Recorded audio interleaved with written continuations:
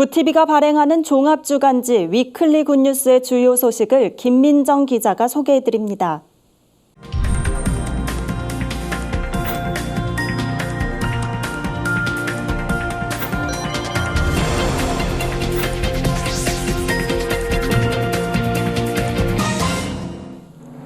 이번 주 주요 뉴스 브리핑입니다.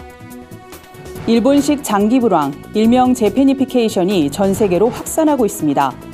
우리나라도 예외는 아닌데요. 주요 경제국이 동시다발적으로 저성장에 돌입할 경우 일본보다 더 심한 불황을 겪게 될 것이란 전망도 나오고 있습니다. 한일 관계의 경색 국면이 지속되는 가운데 굿티비 기도원정대가 독도를 찾았습니다. 특별한 은혜가 함께했던 감격의 현장을 취재했습니다. 사우디아라비아가 문화개방 정책을 본격화하면서 다양한 변화가 일어나고 있습니다. 최근에 열린 방탄소년단 콘서트를 비롯해 사우디에 불고 있는 개혁의 움직임을 살펴봅니다.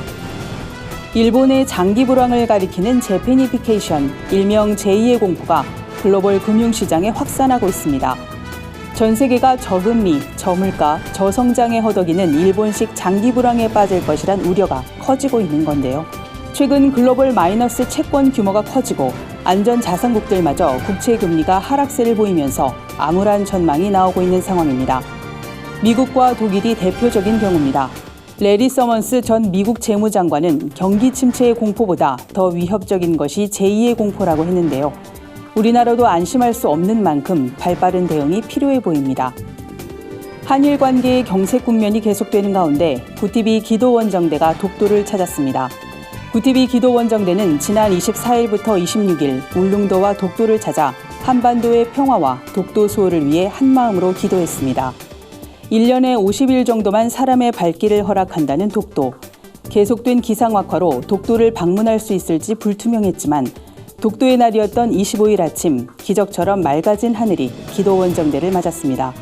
함께한 목회자와 성도들은 울릉도와 독도가 하나님이 예비하신 믿음의 땅임을 고백하며 독도 수호를 위한 기도의 불씨를 이어나갈 것을 다짐했습니다. 사우디아라비아에 개혁의 바람이 불고 있습니다. 문화산업을 혁신적으로 개방하는 정책을 펼치고 있는 건데요. 최근에 열린 방탄소년단의 콘서트도 그중 하나입니다. 방탄소년단은 해외 가수 최초로 사우디 리야드 스타디움에서 단독 콘서트를 개최한 주인공이 됐는데요. 불과 2년 전만 해도 사우디에서 남녀 관객이 한 공간에서 공연을 관람하는 것은 상상할 수 없는 일이었습니다. 이러한 변화는 2017년 부총리에 오른 빈살만 왕세자의 영향이 크다는 분석입니다. 빈살만 왕세자는 탈석유 시대를 준비하기 위한 중장기 경제발전 전략으로 국내 총생산에서 관광산업의 비중을 10년 내 3배 이상 끌어올리겠다는 비전을 제시했습니다. 사우디의 개혁 바람이 중동권 정세에 어떤 영향을 미치게 될지 관심이 모아집니다. 직장 내 괴롭힘 금지법이 시행된 지 100일이 지났지만 직장 내 갑질은 여전한 것으로 나타났습니다. 한 취업 포털 사이트의 조사에 따르면 응답자의 70%가량이 최근 직장 갑질을 경험했다고 답했고 개정 근로기준법이 시행된 7월 이후에도 괴롭힘을 당했다는 응답은 28%에 달했습니다. 피해를 입어도 신고를 하기가 쉽지 않고 어렵게 신고를 해도 마땅한 처벌로 이어지는 경우가 드문데요. 직장 내 갑질 근절을 위한 보다 적극적인 노력들이 이루어져야 할 것으로 보입니다. 지금까지 위클리 뉴스 브리핑이었습니다.